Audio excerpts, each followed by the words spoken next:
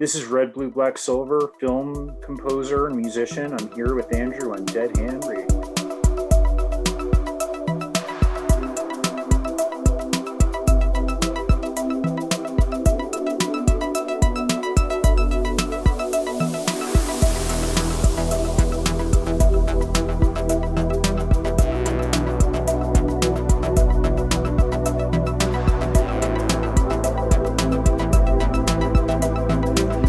Welcome to Dead Hand Radio. Thanks for joining me. Oh, it's a pleasure to be here. Yeah, so I'd like to get into a bunch of areas with you. But first of all, let's talk about the genesis of how you and I kind of got to know each other, because we've been connected on Twitter for quite some time. Mm-hmm. I know that you're friends with a couple of people that I'm associated with on Twitter as well. And they've, I've heard them shout out your music occasionally. And then I saw that you were, and I think we were connected on Twitter before I even found out that you were doing the soundtracks for some of Jeremy Corbell's films. And I thought, that's pretty cool, man. I know, I didn't know you, but I'm connected with this dude on Twitter. He knows a couple of people that I know. And then the other day, a mutual friend suggested that you and I hook up and do a podcast episode, which is why we're here, right? Yeah, and that's Randy, and I believe you spoke with him recently as well, from here on Mars. And Randy is a wonderful person. I hope everyone that listens to this goes and also listens to his if they haven't already, because he's absolutely one of my favorite people that I just haven't physically met yet. I think I've known him for 2.5 years. We've worked on a couple of things. And one of the projects I'm working on right now that I'm super excited about is a joint album with him. So the title of the project is Red Mars, and that combines the first part of my name and the last part of his. And it kind of fits because Mars is the red planet. Where we line up is in our appreciation of German electronic music from the 70s, Kraftwerk and things like that. And I think that's where we'll wind up having some overlap.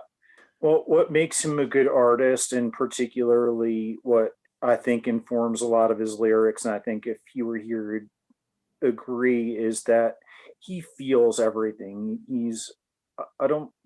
Sensitive is the wrong word. He just has his antenna up all the time and feels things deeply. And I think that's what makes him good at what he does, but it also means that he absorbs everything in the world around him. And when it is negative, and this year hasn't been great for a lot of people, he's going to pick up on that. Where I'm a little bit more closed off.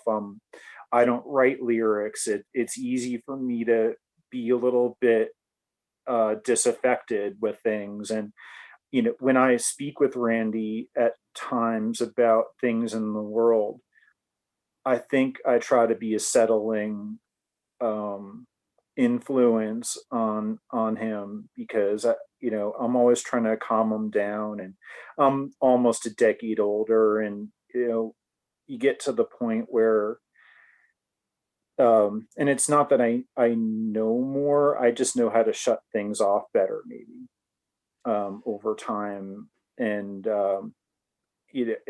again, I wouldn't change anything about him. He's a great guy. It's just he and I see things a little bit differently, and that's never been a problem, though. One of the great things about him is that he is accepting of people where they are. As long as they're not evil, he is more tolerant of a broader base of political views than I am sometimes. He's really good about that. Yeah. There's a couple things that you said that were like key indicators to me that we need to talk about those things. One of them was your reference to the 70s techno music. Definitely want to talk about that, because that overlaps with my own personal interests, which is the Cold War and how it affected our lives, how it impacted the world. Um, Before we get to that, so keep that in mind and remind me if I forget, so we can go back and talk about that extensively. But I would like to get a little bit of background about you and your journey with music, and then how you got into composing soundtrack for movies, and so basically how the evolution of your career as a musician and a sound engineer has transpired. That's great. So I am originally from upstate New York, not too far up, where I still had access to the city, had relatives in the city, even though I was born there, but I don't remember it. They moved us out um, pretty soon after I was born. But the good thing about it is I had the influences of country music in a stronger way than I might have if I lived in the city, but I still had access to Manhattan through a bus ride or a train ride or this or that. I went to the State University of New York, which had uh, at Purchase, which is about half conservatory and half normal liberal arts. And I was able to take a lot of studio composition classes and learn the mechanical aspects of being a musician. They had the tape deck there, the console, all of the stuff I didn't really have access to otherwise. And so I was really starting there in 1990. I was in on early forms of digital recording, but was still learning on tape. And I had a conversation with someone yesterday about all of the different forms of evolution and that recording took on. And I was there for overlapping bits of all of them. It was just well timed. It was a good time to be in college in the early 90s. A lot was happening that to get to related to the Cold War, we had just gone through the Berlin Wall coming down, Tiananmen Square, all of these things in the world. And it was just a great, I'm glad I was born in 1972 because I don't, if I was much older, much younger, I'd be a significantly different person. Um, Before that, though, I started in elementary school with music at the same time that a lot of people do around fourth grade and always liked it. It was always my favorite elective thing.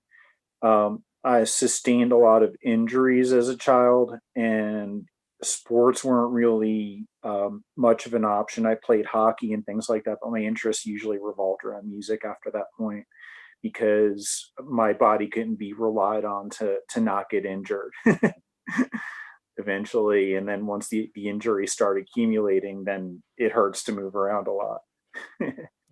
But when I went to school and started to learn about production, recording, and engineering, it was really to have a way to make money and still be around the musical environment and to have some kind of career. And I never really thought that I would be a performer as much. And I being from that area, I was able to get little jobs like running cable at Bearsville Studios, which is near Woodstock. Um, a lot of the guys from the band still lived in Woodstock around then, the actual town, not where the festival was held across the river. And it just was a cool time to come up and to get started then.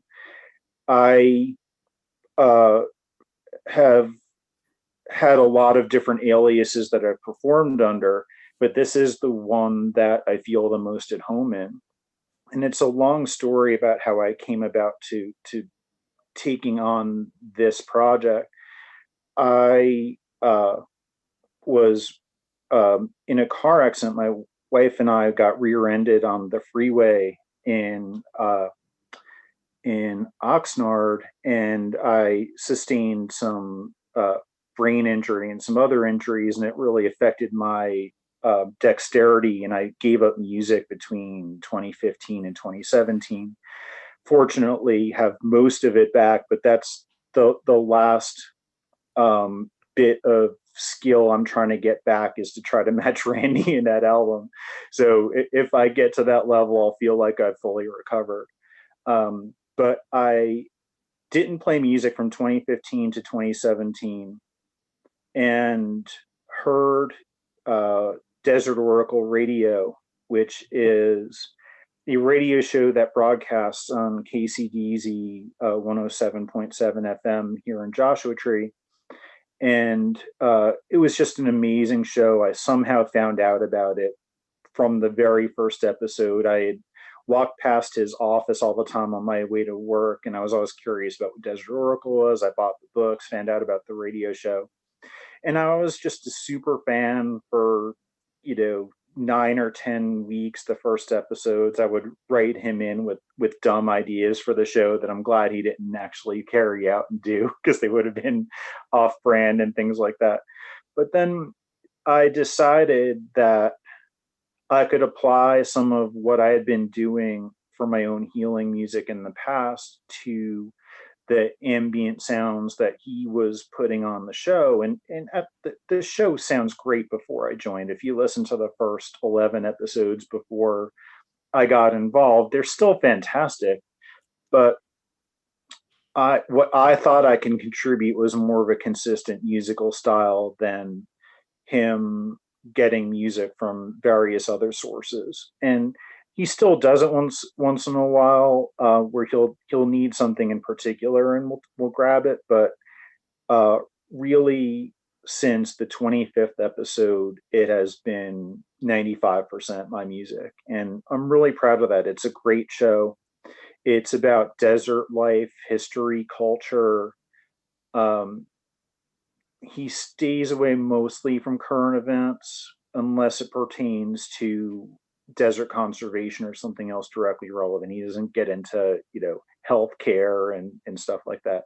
But it's a fantastic show, atmospheric, and Jeremy Corbell, the filmmaker, the documentarian who's known for his Extraordinary Belief series, the Bob Lazar Area 51 and Flying Saucers film, got a lot of attention because of Storm Area 51, and he also made Hunt for the Skinwalker and Patient 17. All of them are on all of the streaming services.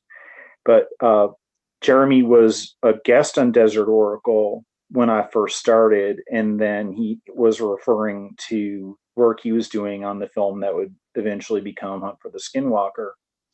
And me being kind of bold and, unashamed to promote myself, I wrote to him and said, hey, if you like what I've done for Desert Oracle, why don't you,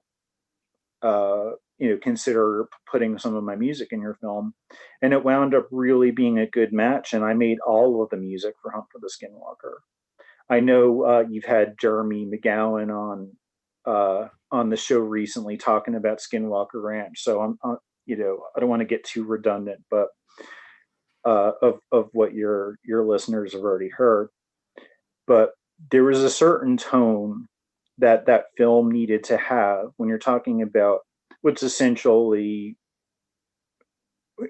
call it whatever you want, but the place is haunted with something from somewhere, in multiple ways according to multiple sources. And I needed to produce a sound for that wasn't necessarily pleasant to listen to on its own, but needed to serve the film. And the people that do what I do well think about the film first, and then what it would sound like on a soundtrack album second. And it got so scary that my pets would hide underneath the couch whenever I was playing that kind of music, and some tracks in particular. And really unsettling stuff on purpose that I haven't done before or since. But if you know about the legends of what people believe about Skinwalker, is that it's not confined to the ranch, and it can follow people. It can meet people where they are. And I'm not going to go and say that there was any kind of presence that was available to me when I was making it. But I also know that whenever I've tried to make something that sounds that off putting, it never comes out the right way. I tend to be really kind of mellow and uh, you know, kind of in line with mostly ambient music. So that was a one off.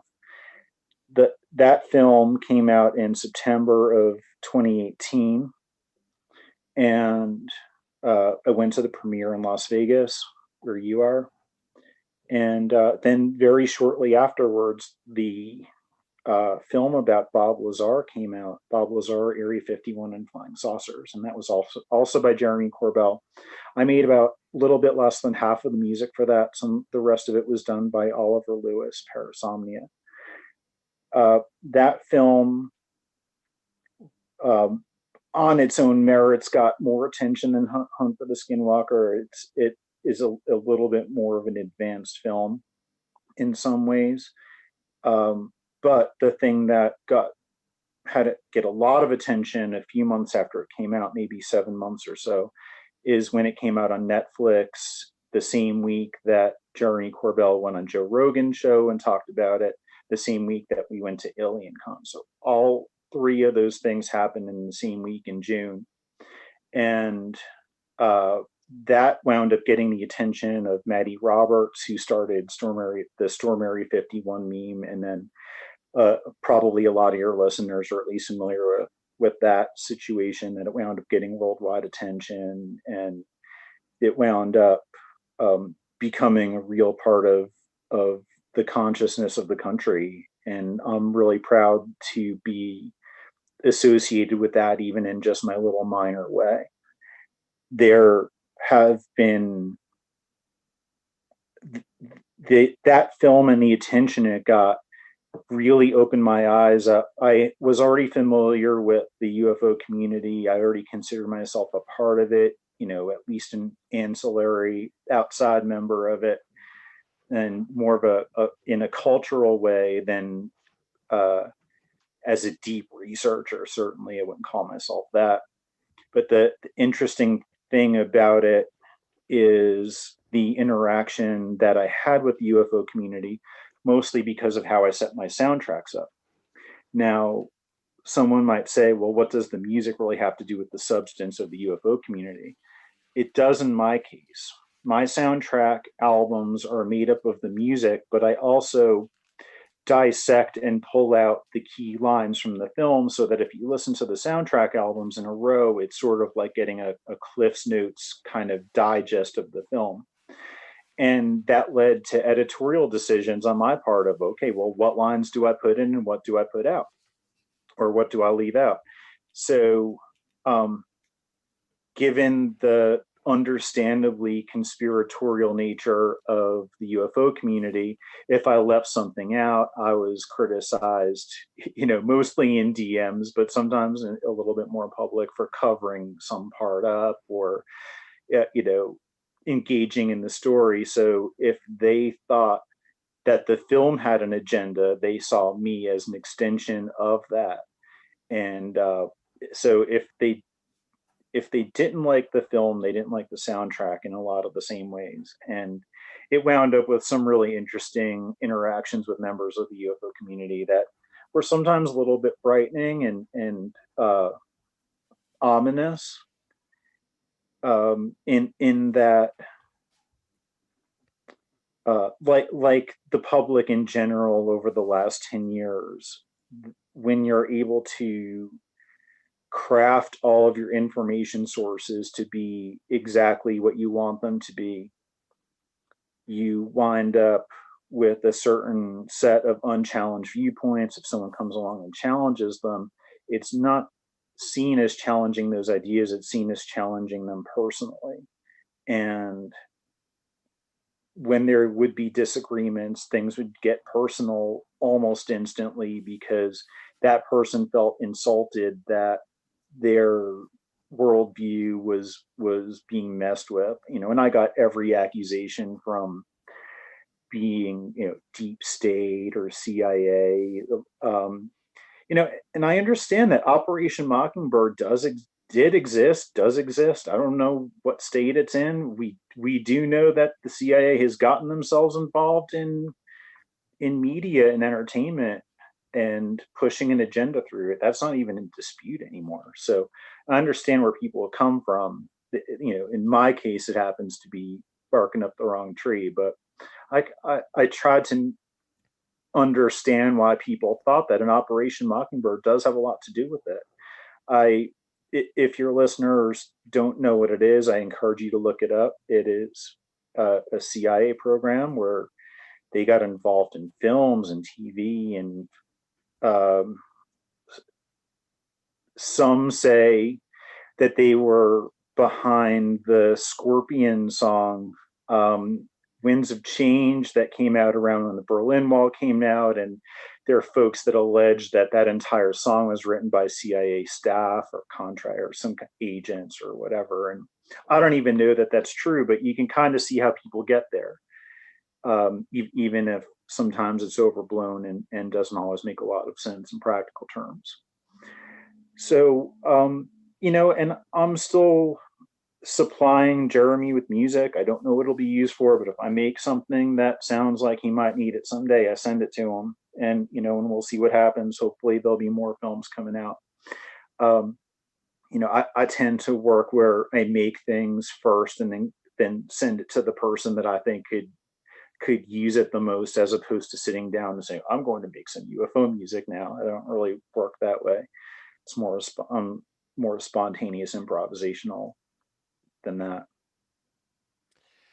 You said a couple things about the evolution of your career, or the evolution of your music, that I want to key in on, because I think it's important for people, especially for younger people that want to pursue a career in music. That's, in some way. You started out early, and you kept that interest over the period of time that you were going through school, which is hard to do, for one thing, because there's so many distractions for young people. But through college, you took advantage of the technology that was available to you, which you didn't have at home. And then when you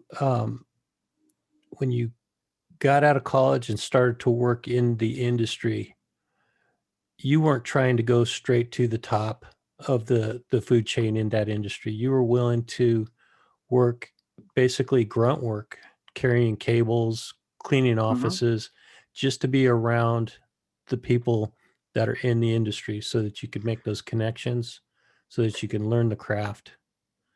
Yeah, it even working as a sound tech in little dank, moldy smelling clubs, just any way of being around it. Sometimes it was, if you got a little tiny stipend for your work, sometimes it would cost me more in gas just to get there and back. But I got to meet a lot of great people, and even though I worked in and out of the industry at different points, I've never really spent more than a couple of years away from it. And when it has been interrupted, it's been, like I said, because of an injury or something out of my control. But I've never fallen out of love with it. And um, a lot of other forms of entertainment I can do without, but not music. I need something. I either have to make it myself or get it from somewhere else. The young, I think, the in terms of advice to young people, it would be um, to learn things that might be on the periphery of your immediate task, and you might need that thing at some point later. Um, Ask questions when you think it's appropriate to time wise. So, a lot of the professional road techs I would try to learn from, but you don't do it when they're scrambling 5 minutes before the show's about to start. Yet, when they're sitting around having a smoke or something like that, you can go talk to them like, hey, how come you did this way? And They, if they're not scrambling, 9 times out of 10, they'll accommodate you and tell you why. And um, I've learned more from the people that aren't necessarily household names than the people I've spoken with that are. And it's just that they maybe see things from a more technical point of view. The another thing that I like to do, that I've learned from, and someone coming up now has much more of this available to them, is learning how albums were made, either those classic album series that, and I've watched documentaries about the making of albums that I don't even particularly like, but if someone was going into how they were made, that means they were at least at some baseline level of popularity in the public, and that makes it, um, if just because it doesn't line up with your personal taste, maybe someone did something right in there that allowed it to be popular and allowed it to be memorable to people. And if you study that, or even if you study what they did that you don't like, then you just don't do that again. But I really try to be able to find something going on in even my least favorite songs. Maybe it's just the drummer's killing it, and everything else is just kind of okay, or the song's lousy or whatever. But I try to find at least some part of even the things that I like the least to respect. And YouTube is such a great, or whatever video service you want to use, has so much more information in it than I've ever learned in school that you just have available to you. And I would suggest that young people have as broad, this is all just generic stuff, but listen to as much music from as many continents and cultures as you can, learn about how they were made, even if it's not something that really lines up with what you personally like. And you will have all of these reference points in your head, and eventually you just don't even think about what you're what you're doing in in a laborious way. You just have a flow. And that's why I personally am able to produce a lot. It's not a matter of how much inspiration or what your standards are, but sometimes it's just ergonomics and workflow, that I just sit down and everything's exactly what I need it to be, where I need it to be. I don't get a lot of new equipment. I don't cycle through things. I have basically the same process that I had many years ago, and that allows me to have almost no barrier between the musical idea and the recording.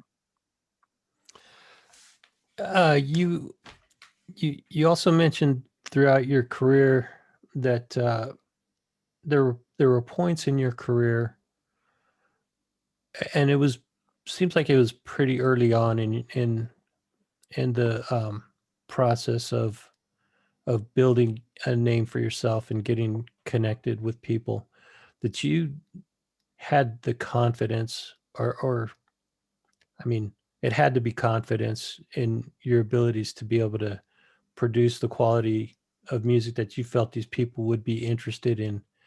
But you didn't hesitate to go out and reach out to people and talk to them and tell them about you and who you are. How important is that in the okay, so part of that is building relationships, which Mm-hmm. is critical Mm-hmm. in the um, in how successful a person is going to be. It doesn't matter what industry you're in. The relationships you build are really going to open up doors for you to go into areas that you really want to be. But how important is it for a person who's just coming up to build that confidence and be able to go out and introduce yourself and meet the people that can open up those doors? It does take a combination of shamelessness and fearlessness to do it the right way, in my opinion. And I think people have to just get over themselves in some way and know that, um, you're going to get shot down 85 to 90% of the time. And that just means you write 10 notes, like, uh, I don't know. I think people are really afraid of either bothering someone that's busy or that they're not enough of a name. And what I've found is that artists and techs and all of those people, if you approach them in the right way, you're patient, you don't expect an answer right away to something that's not critical, are really accommodating. A lot of people that are involved in music like talking about music. They do. You have to do it in a respectful way where you're yourself approachable and you don't push too hard. One of the things I personally credit for being able to, even the local musicians that I know around here that I consider myself peers, I played with, I think, 20 to 25 different musicians locally in 2019 alone. Shows where it's either a collective, there's a bunch of us, or mostly it was me and someone else. And you know, just um, keeping your personality, even if it's not a winning personality. I don't consider mine a winning personality, but just being predictable. I don't drink, and that which I do is just part of me. And I think that people know that they can count on me to have the same personality at 2 in the morning after a show that I did at 6 p.m. setting up. And that's when I've somehow had to cut people off sometimes, is when I can't rely on them to be reasonable. And I have to keep in mind, how many drinks have they had? What have they done here? What have they done there? I think just not being random. I don't think I'm particularly, charismatic. It's just that people know that I'm going to act the same at 10 in the morning as I do at 10 at night, and it's just the way I am. Yeah, those are more personality traits, and what you're saying is to put that into action is to be dependable. Don't be the guy Mhm. that is always complaining, or the girl who doesn't want to do the menial jobs. Uh, you're there in the beginning. You're there to be able to make the other person's job that much easier. When you do that, they're willing to spend their time in helping you pursue your own career goals.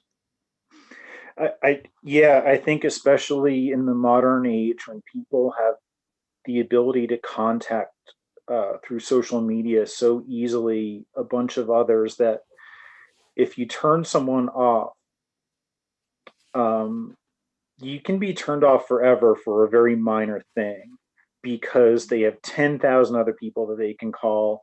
It's not like having a local scene when I was coming up, that the same 30 people playing for each other. And, if you make someone mad, they're more likely to kind of let bygones be bygones because they're going to see you 50 more times that year, and you have, more chances to redeem yourself. I think people right now, they can literally block you from their lives electronically, and it's so easy to do. And I'm glad that that exists. I've had to do it, but I think folks have become, um, and maybe rightfully so, really apt to cut people out that they wouldn't, or ordinarily in a small town you'd run into them over and over again. It's not really an option.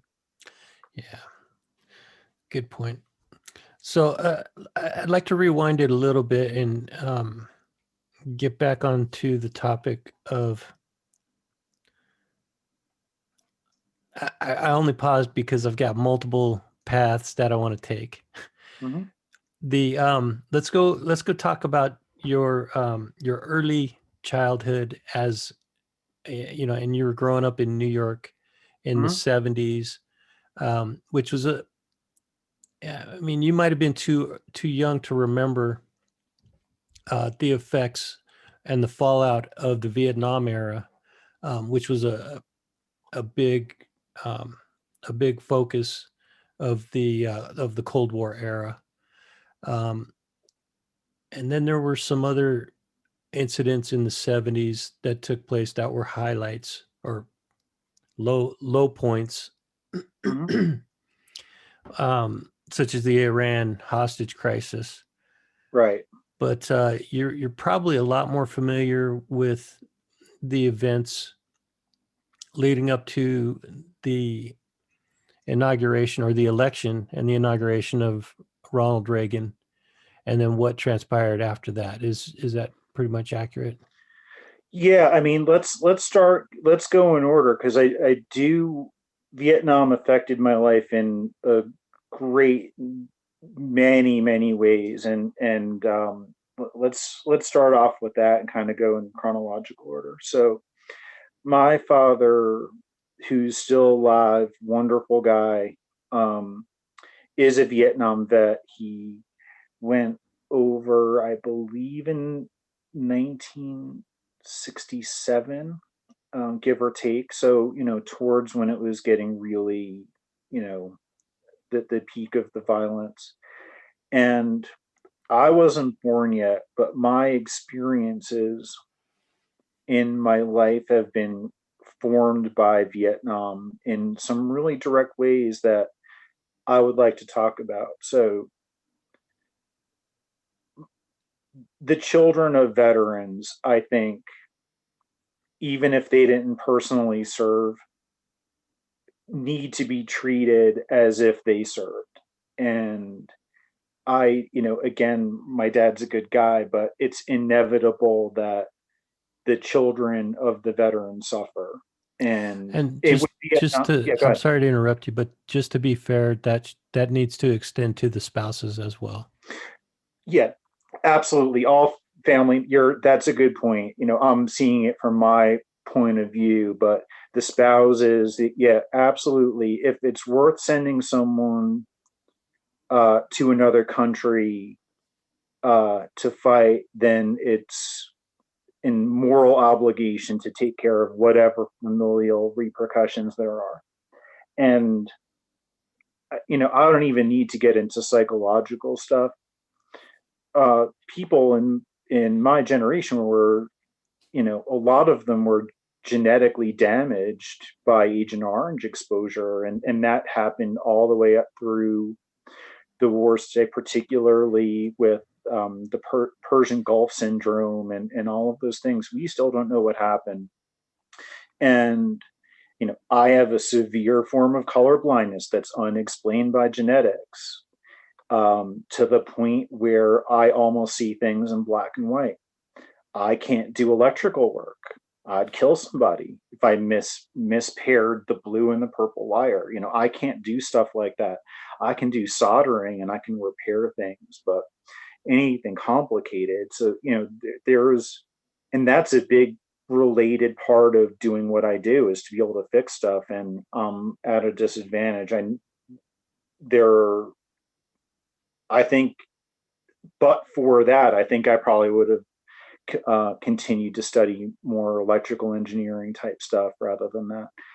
And I know that I'm complaining at something that's really minor compared to the sacrifices that the veterans themselves made, that the spouses made, the parents of the veterans made, and all of that.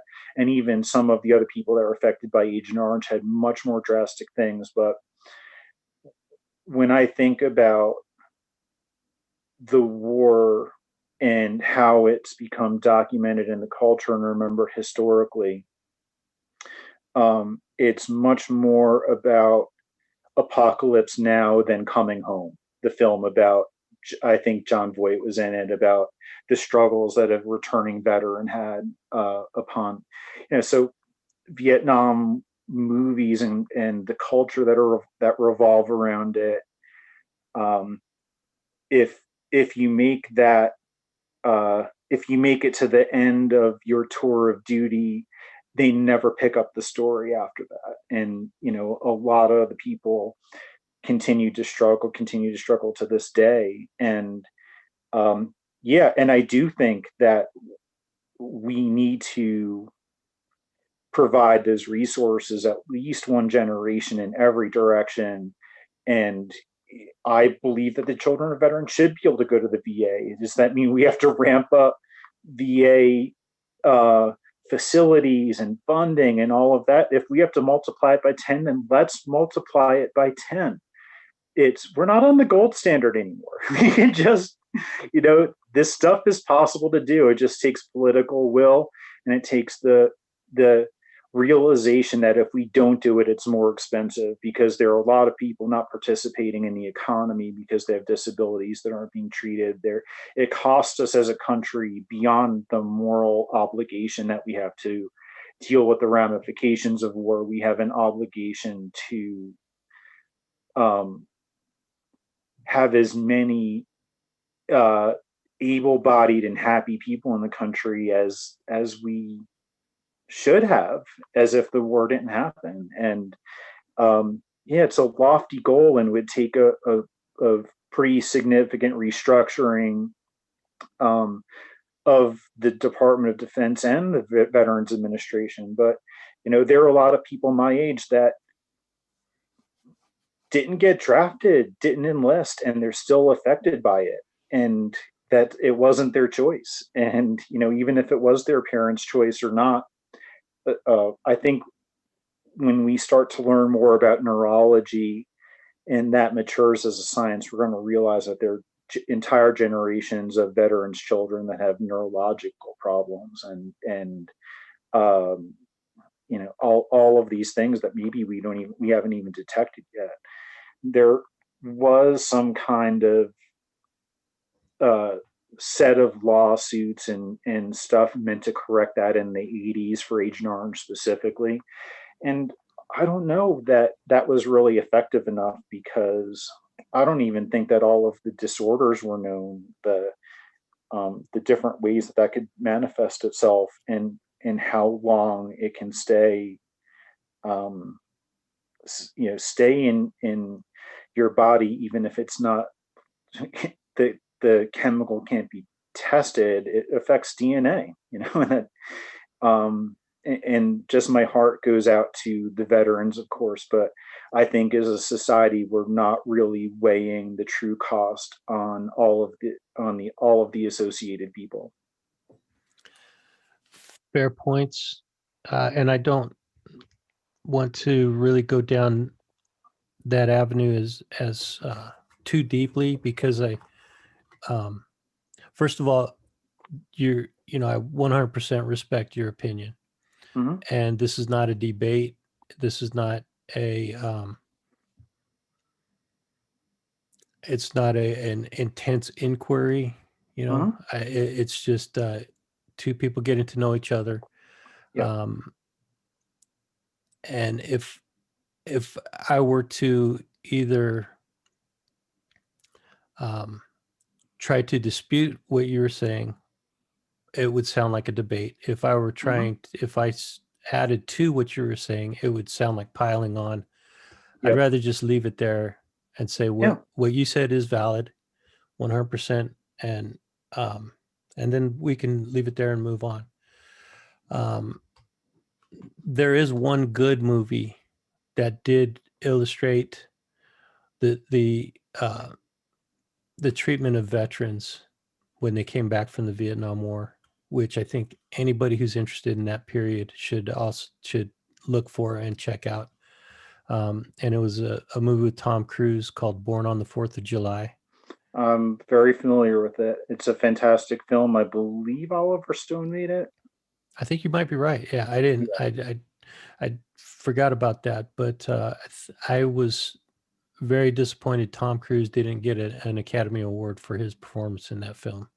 He was nominated, I know that, but he did not win. And it was probably just bias against him, that they were probably used to him playing volleyball on the beach and goofy movies, and that was maybe one of his first really, really serious ones that I remember, at least. And he was fantastic in it, and the whole thing was really well done.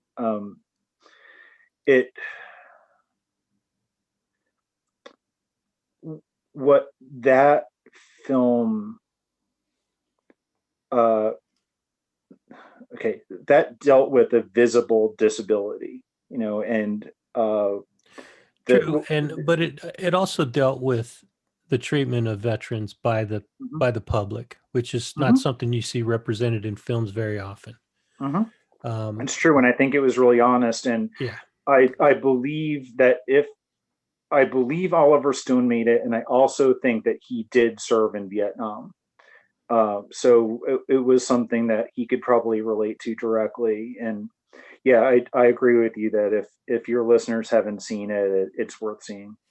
yeah. Um, and so, with that, do you want to move forward a little bit and talk a little bit more about your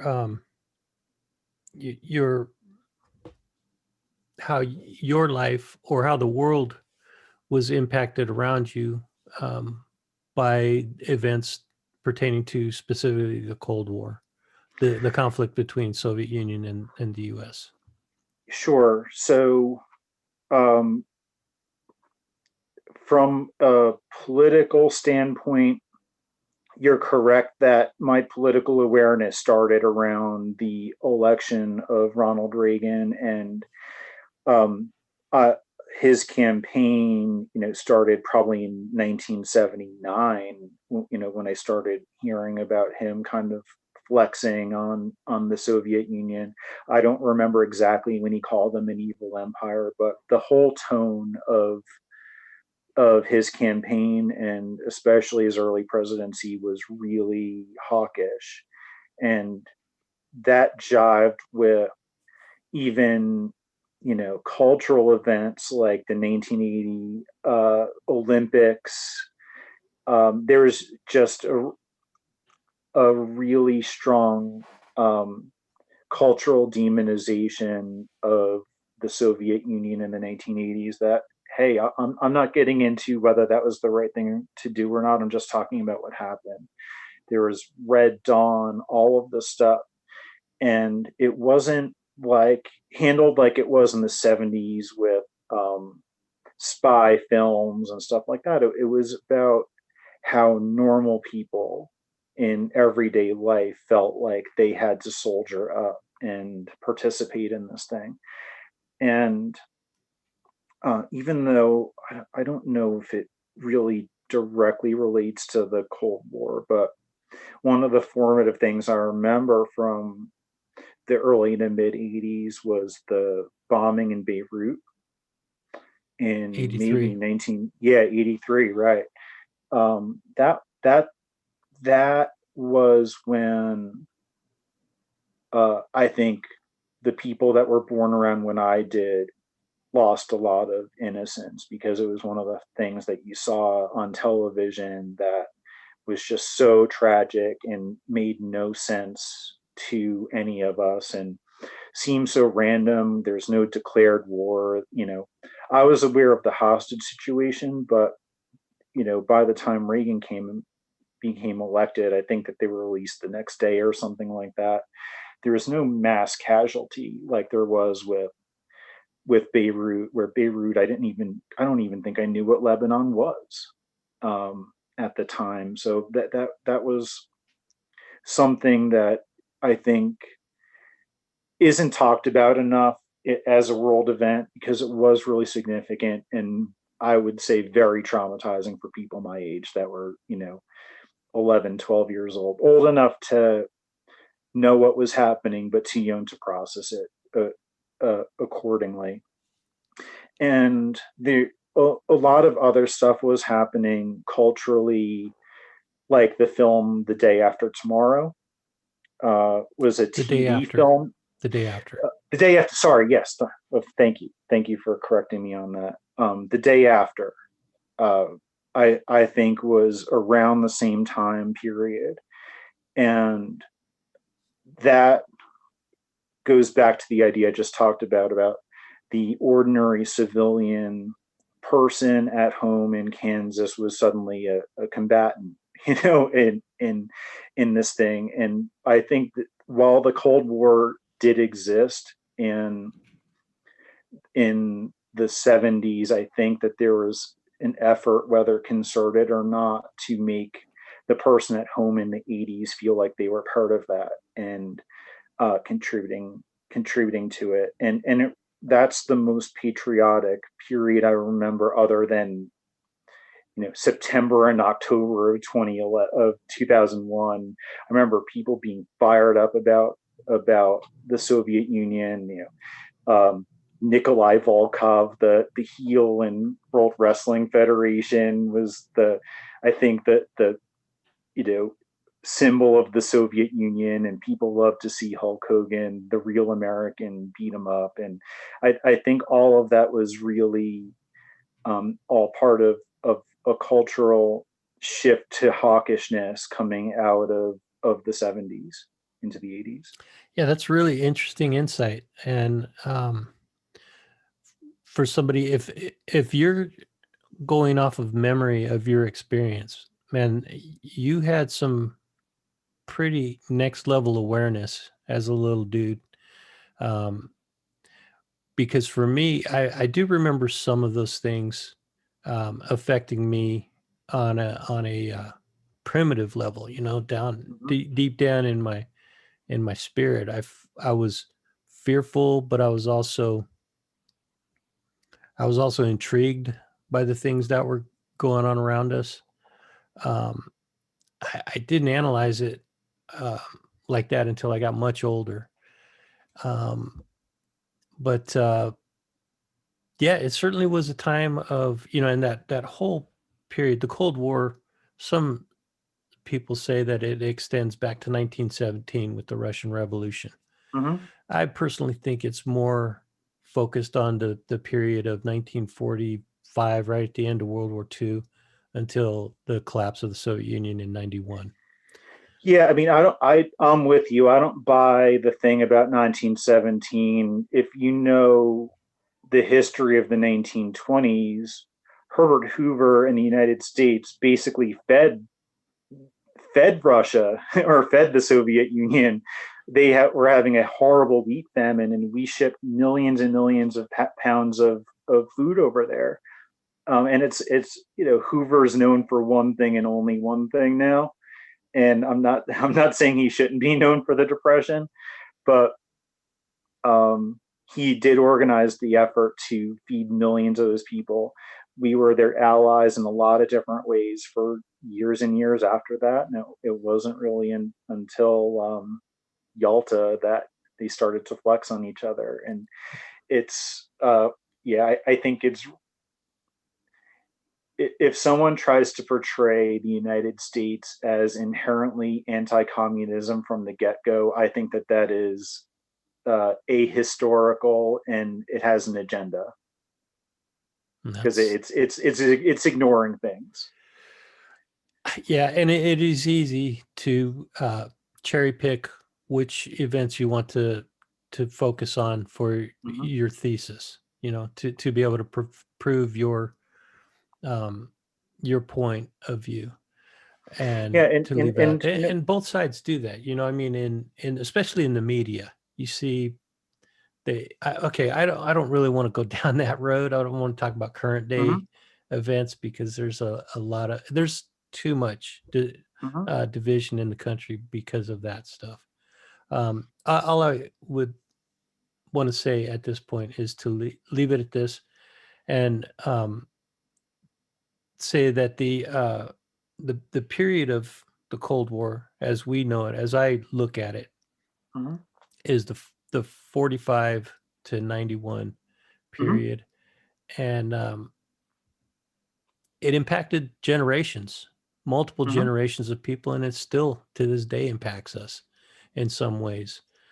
Um, Yeah, I mean, there's one more aspect of the 80s. It's more the mid to late 80s that had to do with the Cold War that I still think is under discussed, which is the Iran Contra affair, and the fact that the entire purpose of that was to try to squash communism in Central America, right? So it was Nicaragua, I believe. And that all has to do with the Cold War, even though it was, a proxy war or a proxy conflict, if it wasn't a war, between United States backed people and the Sandinistas and Contras and all of that stuff. People should read about that, because not only was that significant historically, I think for people my age, it was a newer, fresher example than Watergate of questioning your government and the value of doing that, knowing when things are on the up and up. It brings up the thing of what was the thing that they were trying to do right, even if they were doing it in the wrong way. It's very complicated. You know, I, it was all based on the domino theory, and anyone that listens to this show hopefully knows what that means. But it was the logical conclusion, and almost the last flourish of the domino theory was what happened in Central America and how we got involved in it, how it was an end around Congress, um, dirty money, not being able to trust stuff. I mean, Watergate was way before that. I was born the month of the break-in, but that was the first time in my contemporary life as a teenager you get to see high level ranking government officials get in really big trouble for something that they did, and arguably not enough trouble from some people's point of view. I don't know. That's not a good thing to get into from a value based judgment, but it did happen. People got in trouble. Um, Reputations were damaged, though not permanently. Oliver North wound up on Fox News not that much longer after, and it's not like these people had to go into hiding. There was no real repercussion on Reagan or Bush. Bush was a one term, or Herbert Walker Bush was a one termer, but had nothing to do with any blowback from Iran Contra, and had more to do with the economy and other stuff. So it was both an example of seeing government officials get in trouble, but also to know that there's a certain they can be impervious to getting in real trouble in the way that you or I would. I saw them as getting in trouble, but in not such a bad way that they were cast out of society or imprisoned or anything like that. They were just slapped on the wrist. Yeah. I do want to get more into the topic about UFOs. I've said this before, so if I've already said it, you can interrupt me, but I've never had an experience, never witnessed even weird lights in the skies. Although I may have had some interaction with spirits when I was a kid, but I'm not sure about that. But I was not really skeptical. I guess skeptical would have been a harsh word, but I was a non-believer until I read George Knapp's book, George Knapp and Colm Kelleher. I think it was called The Hunt for the Skinwalker, which is what the film that you worked on and that Jeremy Corbell produced and directed and filmed. I guess he did everything on that movie except for make the soundtrack.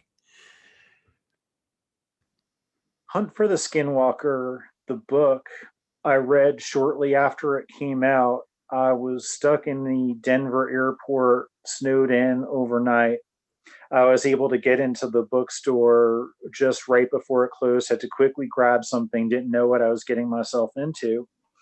And shortly after I bought the book and started to read it, the lights cut out in the airport. It was just a red kind of flickering security light, almost like a police light, but only the red part.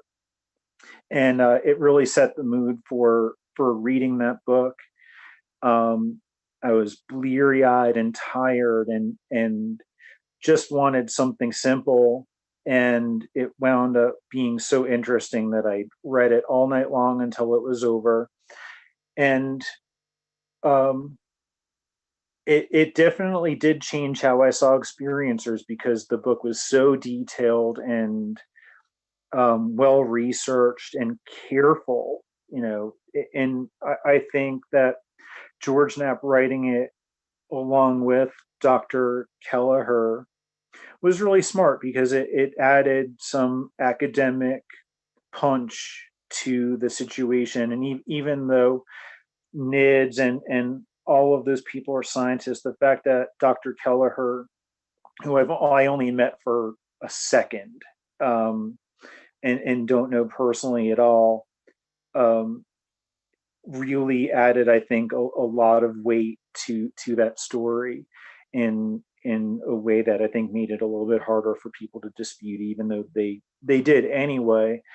Um, it really launched a lot of things for me that I didn't see um, UFOs as a cultural um, phenomenon as much anymore. And I saw how real it was to people and how it affected their lives. And how even though people have left the ranch, it doesn't necessarily stop. And that's it's really powerful that whatever it is, presence follow you for thousands of miles and continue to do the same trickster type stuff. And uh, it's something where I felt like I needed to do the fear justice when I was assigned that project. And we talked about it a little bit before, but it's something where I didn't want it to be cartoonish. I didn't want to use horror movie tropes, creaking doors, kind of metal sounds, and all of the goofy stuff. I didn't want it to sound like uh, John Carpenter, in the sense that I didn't want it to have the familiar um, notion of what a horror movie sounds like, but I still wanted it to be off putting. And the way I do most things was through tonality. I used a lot of diminished chords, and the musicians that are listening know what that sounds like. It sounds kind of terrifying, and all it is just moving something from changing one note of a normal minor chord you're used to hearing all the time, and it adds something called the tritone. It's an interval that was banned by the Catholic Church under penalty of excommunication because it sounds so sinister. Um, and I don't think that they've backed off on it. They've backed off on meat on Fridays and however many other things, but I don't know if they've ever actually changed their opinion about the tritone. But I tried to accomplish what I could without in any way diminishing these very real people's experiences. And it's an extra burden on me to deal with nonfiction things. So both in Desert Oracle and in Jeremy Corbell's films, that these are real people that are mostly still alive, uh, and I don't want to make anyone feel like I've made a cartoon out of their life. The only fiction work I do, and it's very valuable to me, is on a science fiction podcast called Simultaneous Times, where I contribute music and sound effects and stuff like that. I even wrote one story that took place partially in Area 51 and S4. And that was a couple of months ago, where I decided, hey, I'm just going to write a short story and see if I can get it on there. But that's the only fiction work I do. And that's a little bit of, a workout for me to flex different muscles, but it's also a little bit of a breather, because the nonfiction thing, it's a lot more pressure, and documentarians need a lot more credit than someone making nothing against superhero movies or this fiction or that fiction. But when you're dealing with real live subjects and confidentiality that needs to be protected and all of that stuff, it is almost more work than the work itself that you're assigned to do. And you can correct me if I'm wrong on this, but especially for independent documentaries, the budget that you have to work with is what much more diminished than what you have to do. It's like you had a superhero movie or something like that. So Yeah. I mean, I don't know the mechanics of it, and Jeremy and I don't really talk about that aspect of it, and certainly not in any detail. And my arrangement with him kind of keeps keeps those details opaque for me, and that's fine with me. I don't want to know, don't need to know. But what I can tell you is, if he is like ordinary documentarians, they put their soul and everything into it, I think, on a way different level than someone making a comic book movie, man. I don't, I'm not trying to get down on any specific genre of fiction, but when you're dealing with something made up, it just isn't as important. I'm sorry. It just isn't. well, but the difference is you have such a huge fan base for those big blockbuster films, which allows them to have that budget to do, the things, just about anything they want to do financially. I want to give props to independent filmmakers for doing what they do and producing such high quality work as Jeremy has done with, at least his last two movies, um, and the quality of music that you've produced for those films, because of the limited financial resources available. But even with the limited resources, the fact that it is a passion project and you guys put your heart and soul into those projects to produce the quality that the final product has to show for it. And then it's not only the finished composition, the film that goes to the theater and gets distributed, but all the ancillary um, material that's been produced and is released after the film has made its debut. There's just so much work that goes into it, and uh, you know, I guess if I was to have a question for you, why would you do something like that that's so demanding and so the financial reward so minimal, uh, when you could probably be doing something much bigger and for a much greater paycheck? It's true, and I have declined things that probably had more immediate gratification to it. Um, First of all, Jeremy just personally is important to me, and I admire him in uh, ways that you know.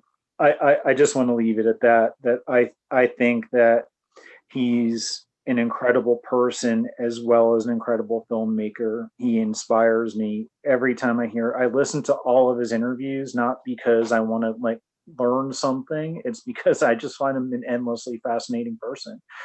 And but you know, even independent filmmakers that work in fiction, I think, have it easier than independent documentarians. You can have the same budget, same everything, same resources. And as soon as you start introducing real people with real lives that can suddenly clam up on you if they're feeling spooked, like he has to manage all of that stuff. And if he was on this call, he might agree with me that that seems harder than the actual filmmaking itself, is the managing of real people and real sources.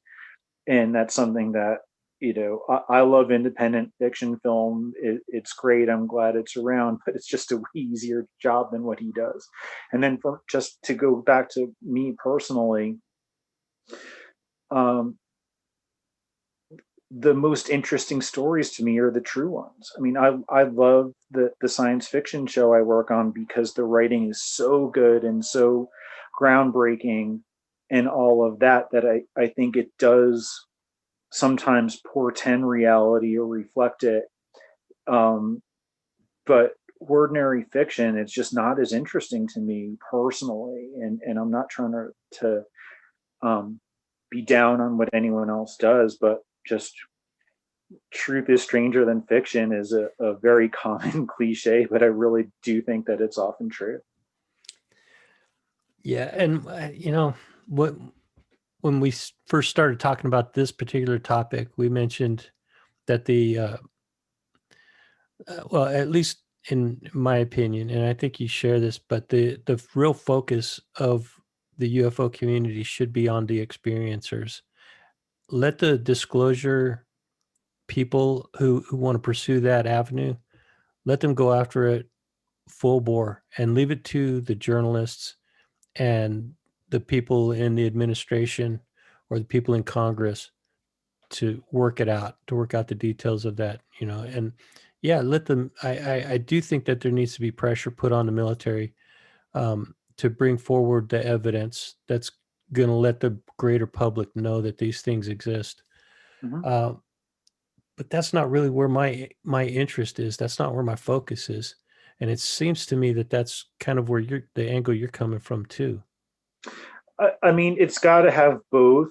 I would like to see it more 50-50, where it seems more like 70-30 in favor of, um, taking these little nuggets from the government. Like these are all totally significant things that I'm about to list, but the Navy setting up an official communication channel for experiencers that want to report something, then putting out the Tic Tac videos. All of this stuff is totally important, and I don't want to diminish it while I'm talking about it, but it does seem contradictory to expect the people that are supposedly executing the cover up to end the cover up, and to rely on them mostly as the lever that you see for it ending. I mean, it's not really in their interest to do it. And you know FOIA is a great tool that's used. I would like to see that done more, because I think that that's a way that,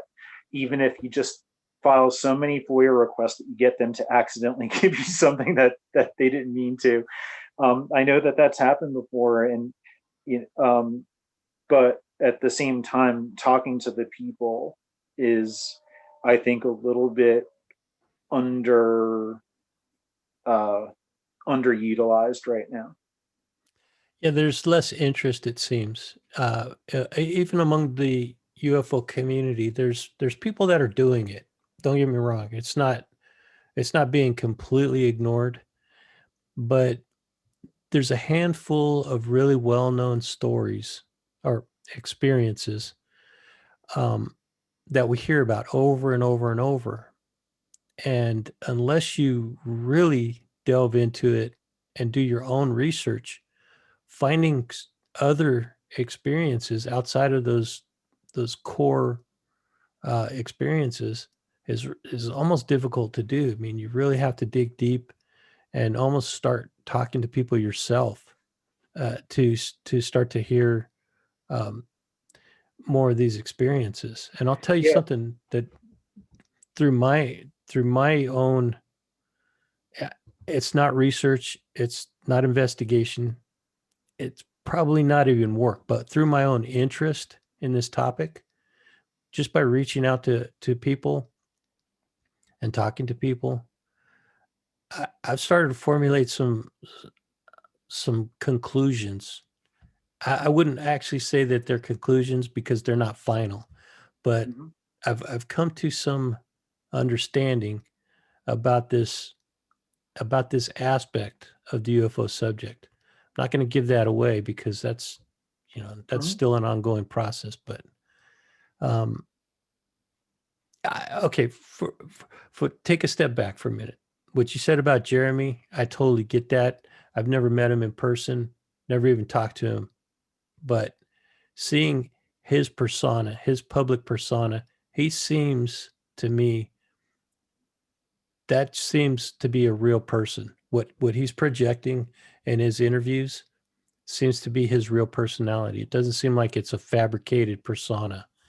And I I can really, tell you, yeah, based on my knowing him for 3 years, that's really right on. There is nothing artificial about Jeremy. You don't have to agree with him. He even says in every one of his movies, I think, here's what I've gathered. Make your own, draw your own conclusion. You don't have to agree with me, but you can't deny these facts.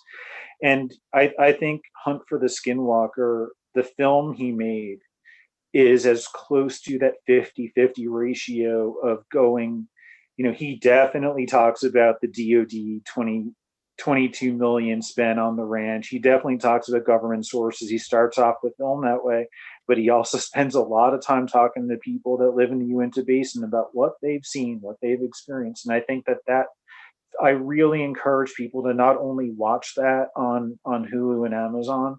I encourage them to get it to get it from iTunes or Vimeo for your benefit, so you get to see the extras, because there's almost as much in the extras as there is in the film. And I think that that's true for that and Bob Lazar, where the total length of the extras is longer than the feature film itself. I believe that's true, or it's very close.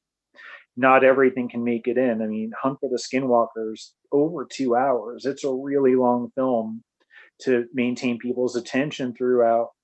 But there's so much more that he couldn't even possibly get in the film. That's really, you know, it. If you're interested in the subject, you won't be disappointed in it. The his films keep getting better. I can't wait to see what he's got cooking up next. But yeah, he's 100% genuine, and um, to me, even that extends to his personal integrity. And I think he uses a lot of the same people in his films over and over again because he needs to trust them in the same way, that they're not going to make something public that shouldn't be. And it's not just him protecting his film, he's protecting his sources. He's protecting the lives of people that he has usually become friendly, if not friends with, through the course of the filming. Um it, and for someone to sell Jeremy out through confidentiality is for them to sell the source out as well, and that just can't happen. So hopefully he'll hopefully he'll work with me again. I would always welcome the chance That's awesome. with whatever he's got going on. Uh, I just think he just seems like a genuinely passionate person, number one, and somebody who's sincere about what he's saying. He doesn't seem like he's um, out there just trying to pitch a movie. It seems like he has a legitimate interest in this topic and a sincere passion, or sincere interest in helping the people and find answers. He's just looking for answers, like all of us are, right? Yeah, So when I he's a see people, real he's when a I see genuine seeker. what's that? He's a genuine seeker. Yeah, and when I see people throwing, you know, throwing insults and questioning his motives, and it just to me that illustrates the problems that are so prevalent in the UFO quote unquote community. Um, they're so quick to criticize other people for their work and question the motives for those people, with why they're doing this. So, you know, if I could say anything to those people, it would be, and to be honest with you, I really wouldn't want to say anything to those people because I would hesitate to even believe that they would hear it.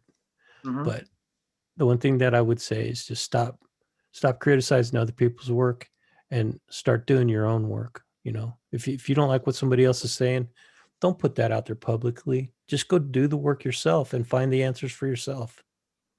Yeah, I mean, it goes back a little bit to when you're talking about people questioning each other's motivation in the UFO community, and how it relates to someone making money. Like a lot of these things only exist because he he is able to recoup some or all, or I don't know about the expense. I don't know about the, that aspect of it. But if he just put those movies out for free, would they exist? Would they be the same? Would they be as thorough? Would he be able to go out to these remote locations? I just think people need to think about that stuff, that just because someone is charging for their art doesn't mean they're, number one, making a lot, doesn't even mean that they're making their money back. And um, I think it's become a cheap shot that the UFO community can use against anyone that's selling any kind of product or any kind of thing. And again, it comes back to whether it's exploitative or not. And I sincerely don't think that that's the business that Jeremy Corbell is in. I agree. I totally agree with that. Um, he's really moving the needle when it comes to this subject. The work that he's doing is important, and I hope he continues to do that. And I hope he continues to generate more interest in future um, generations for Mm-hmm. this, interest in this topic. But also, I hope he continues to generate more support for him, because without that support, it's hard for somebody to continuously put stuff out there and um, produce the work. Because from my perspective, I mean, there's a self-rewarding aspect to producing an entertaining and an educational show. Mm-hmm.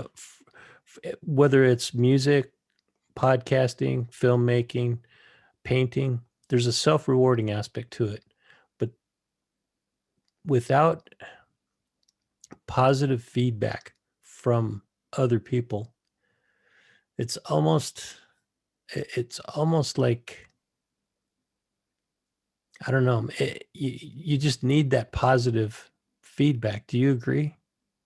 I do. I think that a lot of, just with him in particular, a lot of his motivation's internal, and that's incredible for him. But yeah, I think for 99% of filmmakers, they need that, the reciprocity from their audience, and sometimes even from the industry, to keep going. And I can't blame people for getting burned out on doing something where they feel like there's no good outcome that can possibly happen.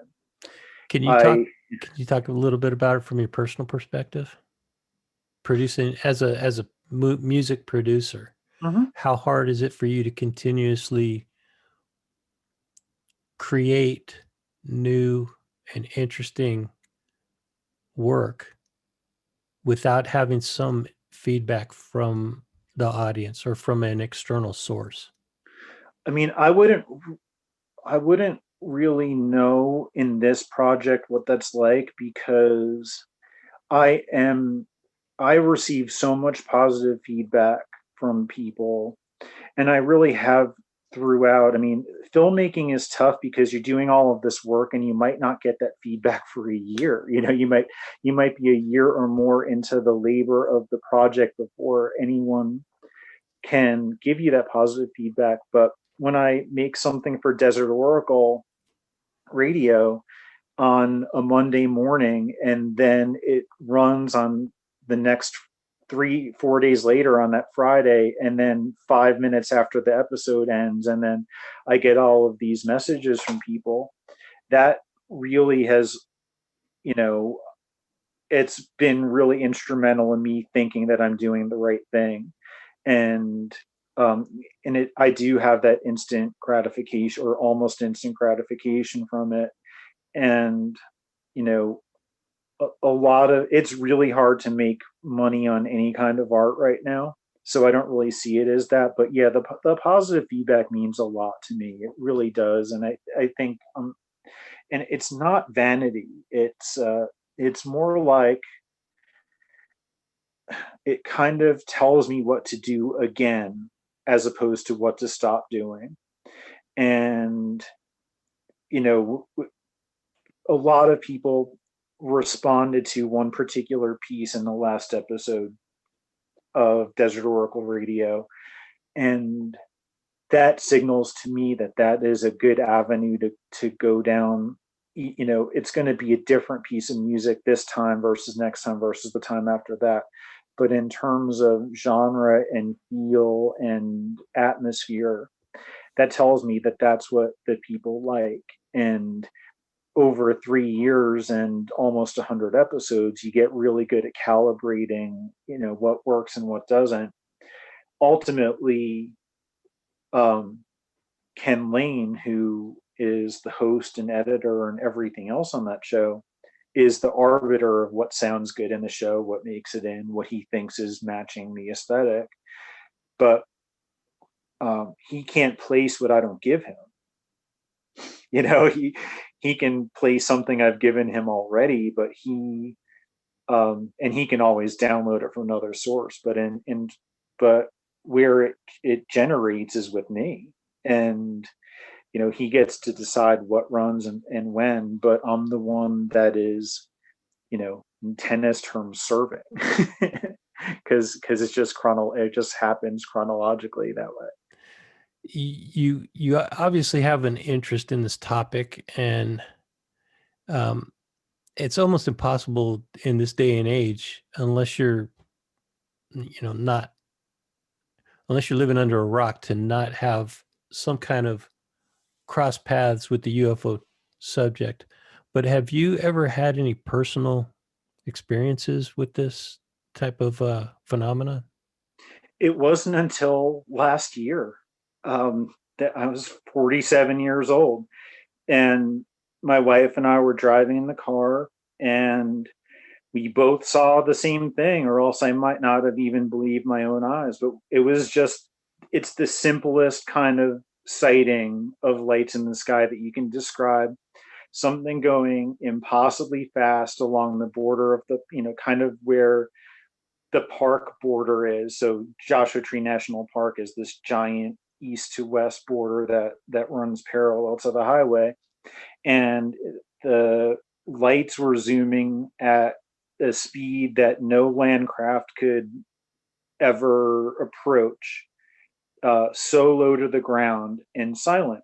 And I referred to getting crashed into in the freeway several years ago, and a habit I've developed since then is that I always leave the window cracked so I can hear a car coming. It's just my own psychological problem. But the reason that that's relevant is I had the window cracked and this thing went by, and any kind of normal propulsion or something from the Marine base would make sounds. And I don't trust my eyes. I don't have really good vision. I'm colorblind, blah, blah, blah, but I do trust my ears. It's an occupational necessity.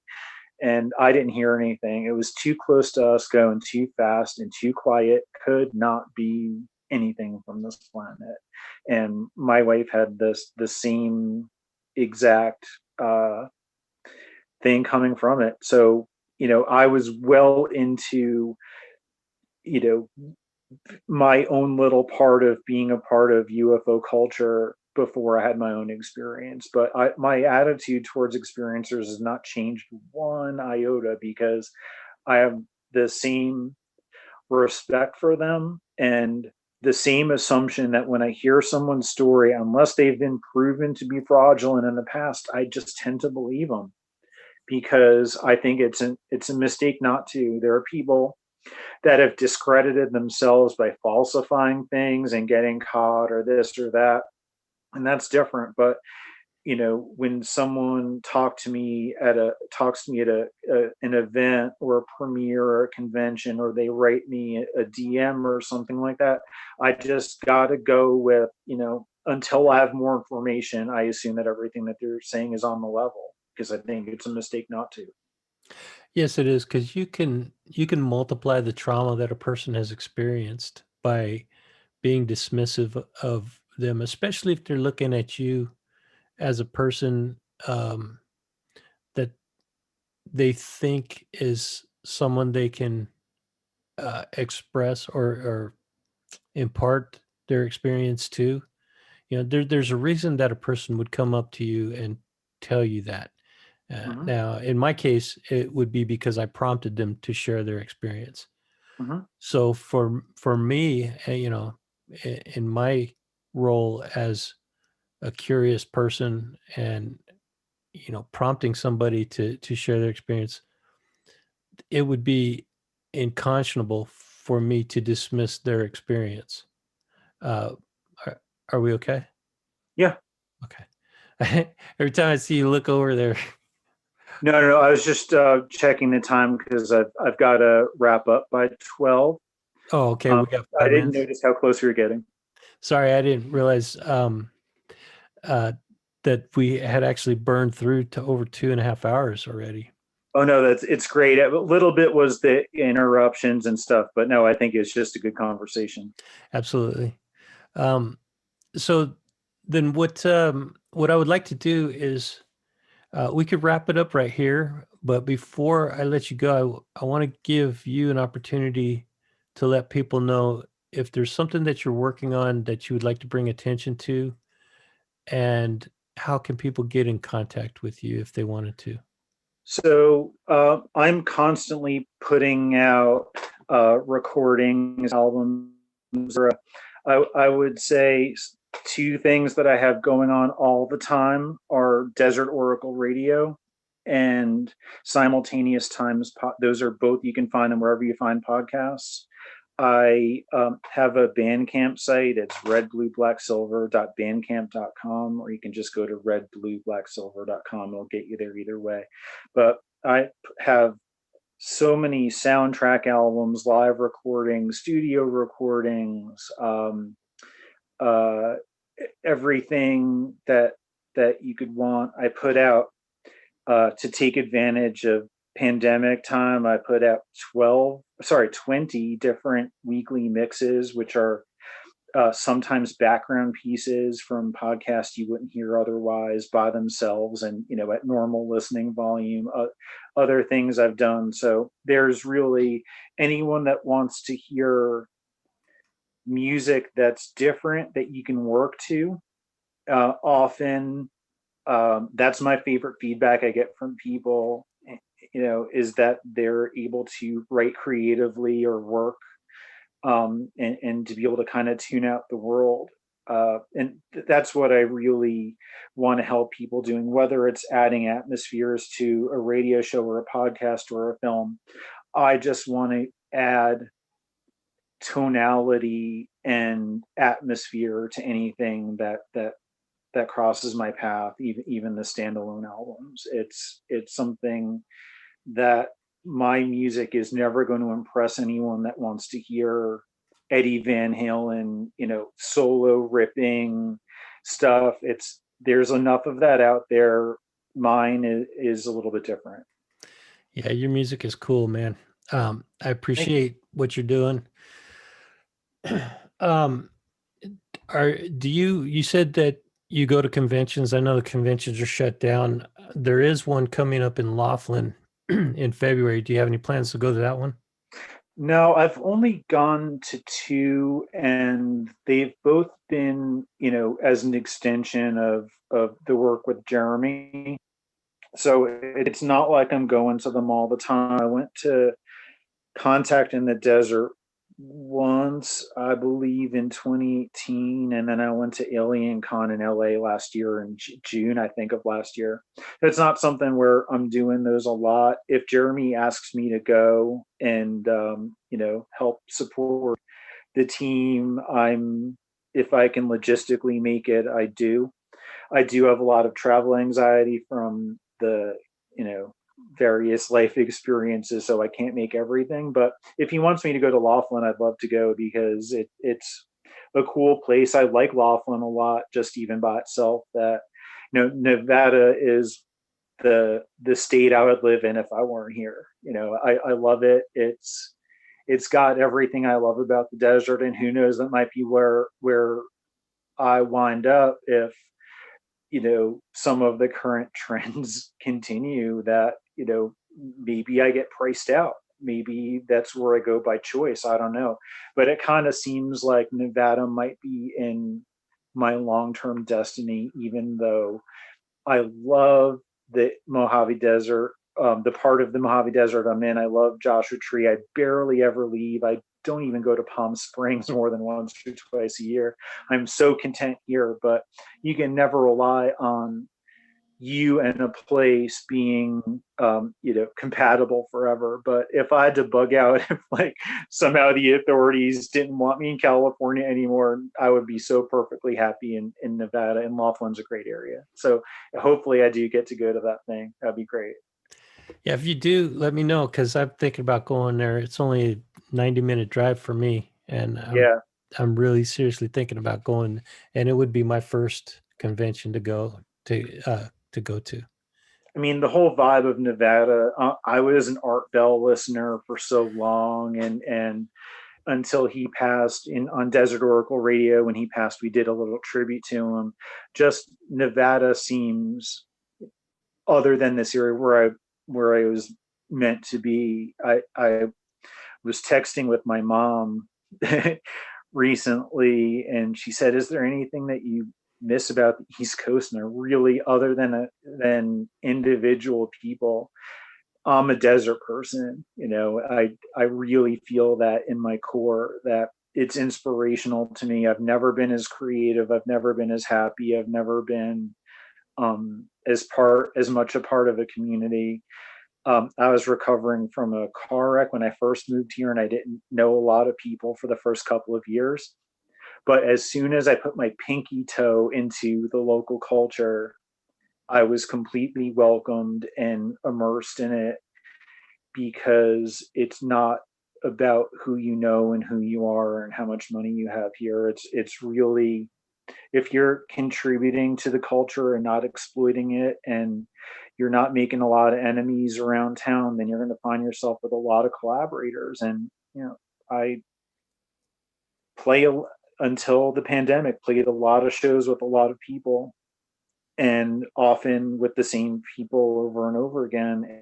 And to me, that's the ultimate test of whether you're adding to the culture of an area, is how much people are willing to sign their names to things that they're doing with you for free. I'll tell you what, that's a good message to end it on, because I always try to find a positive to leave the listeners with. And I mean, that's it right there. If you're contributing to a culture or a community in a positive way and not trying to exploit it, then you're going to find collaborators and people who support you and are willing to, um, in some way, give something back.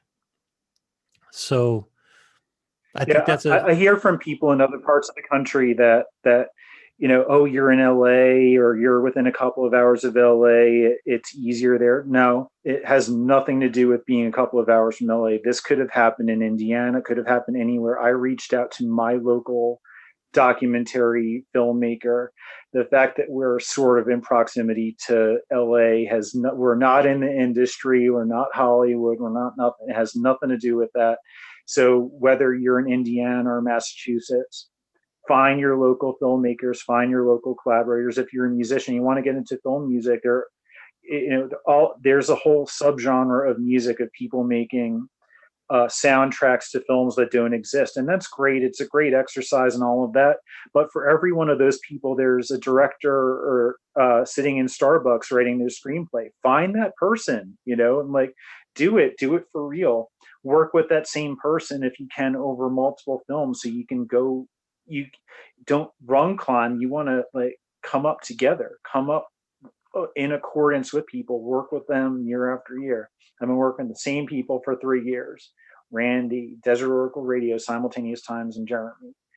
And I have no desire to go beyond that, really, because I know I can trust them. And I feel like if we all work together, we will, the rising tide will lift all boats. That's true, man. Good So point. find that person in your hometown or your area that might need you.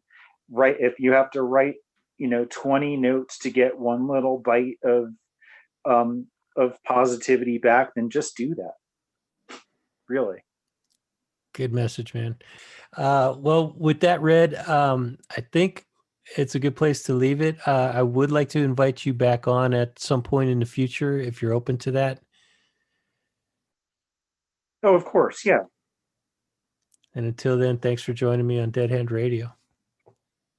Have a great day, Andrew. It was a pleasure to be on the show, and I like what you're doing. I think there are topics that need to be talked about, and you're doing a great job of doing that.